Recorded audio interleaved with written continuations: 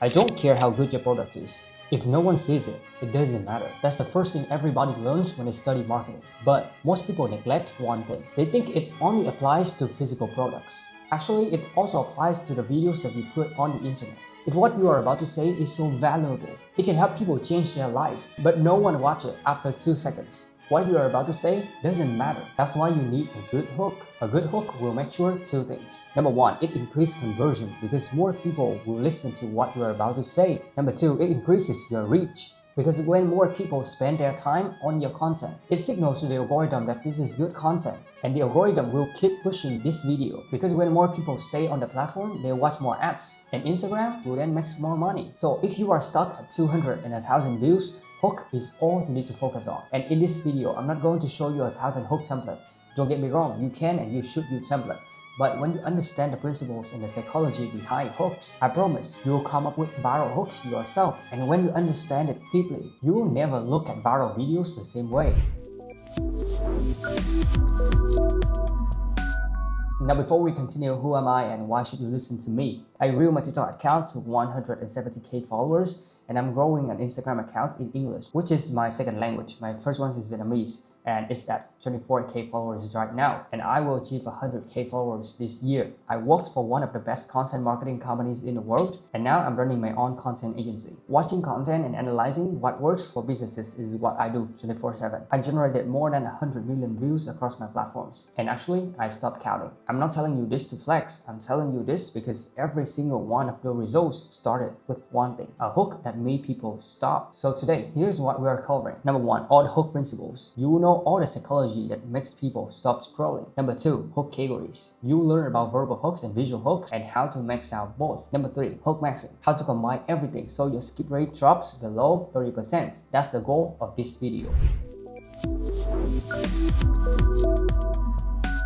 Before we talk about how to write a hook, I want to show you why it matters more than anything else you do. Of course, behind a good topic. Instagram just rolled out a new metric in 2025 called skip rates. It measures the percentage of people who scroll past the video within the first 3 seconds. And the benchmark is brutal. If your skip rate is around 50%, your hook is failing. 30% is the number you need to hit, and 20 to 25% is where the best content creators in the world need to hit. Now think about what that means. If you post a video and 50 out of every 100 people scroll past it in 3 seconds, Instagram sees that and it stops pushing your video. So it doesn't matter what happens at second 4, 5, 6. The algorithm already made its decision. Here's the flip side. Research shows that creators who nail the first 3 seconds see about 58% increase in average watch time across their content. And Moderate, the head of Instagram, confirmed that in 2025 that watch time, likes per reach, and DM shares are 3 most important signals for reach. Guess what?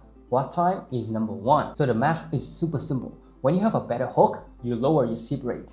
You have more watch time, and then you have more reach. And it means more people will see your product, your offer, and your brand. So more conversion. And here's the thing that most people don't realize. Your brain is working against you when you scroll. Short form video creates about 47% increase in dopaminergic activity compared to a regular content consumption. Every swipe is a tiny dopamine hit.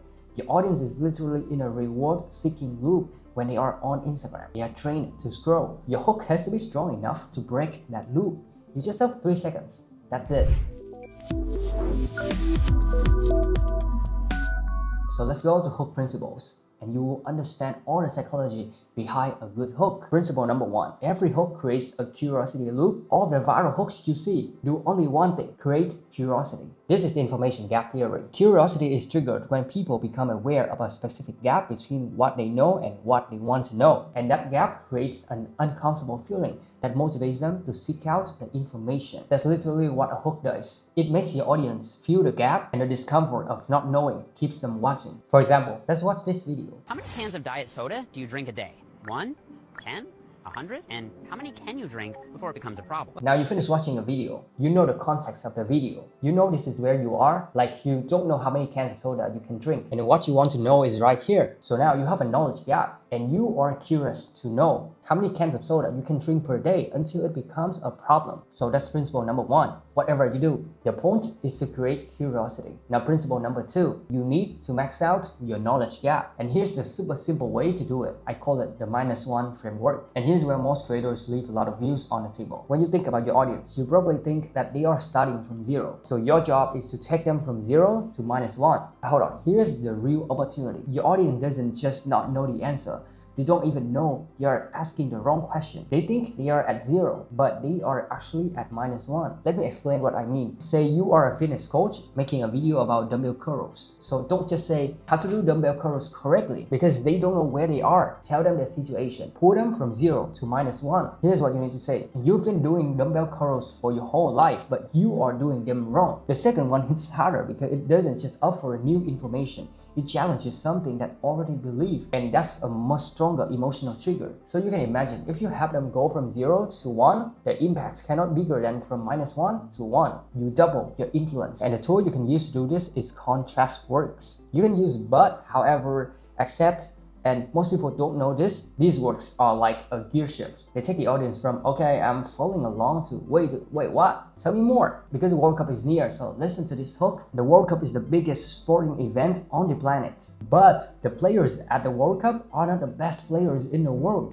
Here's why. Now, you don't know what I'm about to say, but my hook is much stronger than players at World Cup are bad, right? Principle number 3, you always have to max out your time. Time stands for total addressable market. In content, it means the total number of people who could care about your video. And most creators accidentally shrink their time with their hook. For example, this is a bad time hook. 3 mistakes men make while flirting with a girl. The second you say men, you lose 50% of your audience because women will throw away. This is what you should say instead. 3 mistakes people make when they are trying to attract people they like. Same content, same value, but now everyone can see themselves in it. Of course, this is not a good hook. It's just an example of a good time hook. I will tell you why later. Remember, it doesn't mean you have to be vague.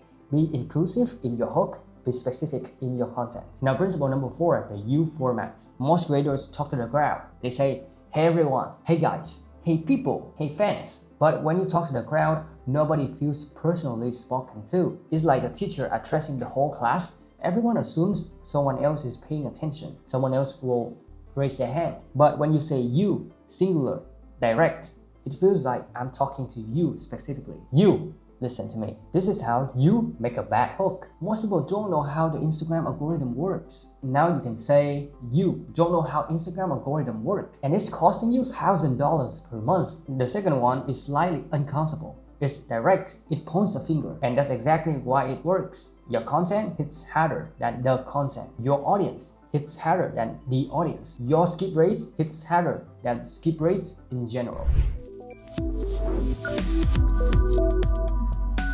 Now you understand the hook principles. Let's talk about 2 types of hook you're working with every single time you post. Number 1, your verbal hook, and number 2, your visual hook. Most creators only think about one. Best creators max out both. So let's go to part A, verbal hooks, which is what you say. Your verbal hook is the first sentence that comes out of your mouth. And there are 2 rules for verbal hooks. Rule number 1, remember to use power words. Power words are basically words that triggers an emotional response. They make people feel something before they even process what you are saying. These are the examples of power words: secret, mistake, warning, exposed, shocking, banned, dead wrong, killing. Now don't just say, here's how you can become a millionaire. Say, millionaires keep this secret so you cannot get rich. See how more effective is it? Now for example, let's check out one of my favorite creator, Dan Martel. If you're already fucking broke, take advantage of that. So instead of saying, if you don't have money, he said, if you are fucking broke. That's much more powerful, and it triggers an emotional response. That's how powerful power words are. Number 2, don't set up your hook for longer than 3 seconds. This is where a lot of creators fail. They think they are building tension, but they are actually losing people. They will set up a fucking long hook. For example, hey guys, so today I wanted to talk about something that I've been talking about for a while, and I think it's really important for your growth, so I wanted to share it with you. By the time you get to the actual hook, 60% of your audience is already gone. The hook should hit in the first sentence. It can also be the second sentence, but the first one is much more important. Check out this video.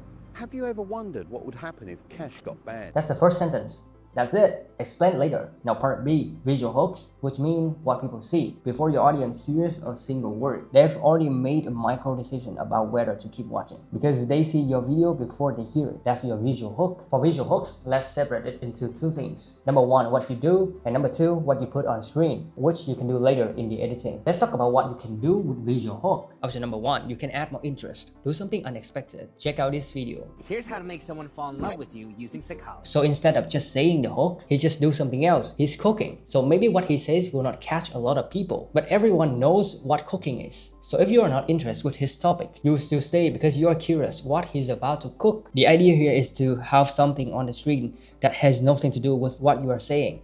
You are cooking, you are building Lego, you are walking on a treadmill, you are doing puzzle. That split attention actually increases your engagement because the brain is working harder to process both streams. And also you get more interest from the activity you are doing. Option number two, you can exaggerate the consequence. This one is about making the stakes feel real before you explain to them. Let's say your hook is never do dumbbell curls if you are making these 3 mistakes. Now imagine you open the video with your arm in a sling. You don't explain it, you just start talking. And now the viewer is thinking, wait, did that actually happen to him? Is that what's happened if you do it wrong? Imagine you are talking about dumbbell curls and your arm looks like this. You've made the consequence visual before you said a word, and now they're watching to find out if they are the risk. Option number three, you can create a visual knowledge gap. For example, this one. Every exercise I could think of. I'm gonna see how many of them I can do. So he didn't just say the hook, he has a visual to create a knowledge gap. You now want to know what's on the list. Or again, this one. How many cans of diet soda do you drink a day? 1, 10, 100, and how many can you drink before it becomes a problem? So instead of just say the hook, he created visual. He put a real cans of soda, a lot of them. So now you have a knowledge gap. You wonder, how many cans of soda can I drink? Is that this number? The visual creates the question. The words answer it. Now that's the first type of visual hook. Let's go to the second type. What you put on screen. You can put text and graphics. So for on-screen text, keep it 3 to 7 words. The goal here is to give context, not give away the answer. The reason you need to keep around 3 to 7 words is because if you go more than 7, people cannot count, people cannot read, and people will feel lazy to read if a number is bigger than 7. For example, this is a text hook. It just includes 5 words, and you understand the context immediately. Viral hooks, nobody knows. And of course, it used power works. For example, this one, 7 works, maxed. Now for graphics, you have 3 options. Number 1, you can tease the results. You can show the screenshot of your analytics, the before and after, a number, give a glimpse of destination without showing the full journey. For example, this one, he shows you that he's ranking bad, good, and great AI tools, but he's blurring the results. And you are now curious to see what is blurred. Option number 2, you can borrow someone else's credibility. For example, this video of mine got 1.5 million views, and I can simply put my profile here, but no one cares. So I use Alexa Moses, and the rest is history. Number 3, you can show a full transformation. You can put the before and after side by side and let the gap between 2 images do the work. They wonder what's in the middle. For example, this one, before is beginner and she got 276 views. Then after, she got 1.1 million views. Now you will ask what's in the middle. Why there's a difference? Okay, now you know all the principles, you know the keywords. Hookmaxxing is where you combine everything to make your hook as strong as it can possibly be. Now you can think of it like a checklist, and every time you write a hook, run it through these questions. Number 1, does it create a curiosity loop? Number 2, does it use the -1 framework? Number 3, does it maximize your time? Number 4, is it in the U format? Number 5, does it hit under 3 seconds? And number 6, does your visual hook match and amplify your verbal hook? Let me show you what hookmaxxing looks like in practice. Now you are a productivity coach and you want to make a video about morning routines. So level 1, here are 5 morning routine tips to be more productive. So no curiosity loop, no knowledge gap, no contrast, talks to everyone and no one. So it's weak. Now hook number 2. Most people think their morning routine is helping them. It's actually making them less productive. Now it's a little bit better. It has the -1 framework, it has contrast, it creates a knowledge gap. Let's go to level 3. Your morning routine is making you less productive, and the worst part, the more disciplined you are about it, the worse it gets. So -1 framework, U format, contrast word, second layer of curiosity, and you can combine it with a visual hook. So now remember, your hook is not decoration. It's not the intro. It's not the thing you figure out after you scripted the rest of the video. The hook is the most important sentence you will write, because if it doesn't work, nothing matters. Now go back to your last 3 videos. Look at the first 3 seconds and run it through the Hookmaxxing checklist. I promise you'll find at least one thing to fix every single one. Now, if you want the full content system I use for hooks, scripting frameworks, content pipeline, viral formats, it's all inside Viro's Content OS. The link is in the description. You can completely use it for free. Go use it. And if you would rather skip the learning curve entirely and have a team handle your ideation, scripting, editing, schedule, call with us below. Your only commitment will be 6 hours per month of recording. We handle the rest. Now go write a better hook.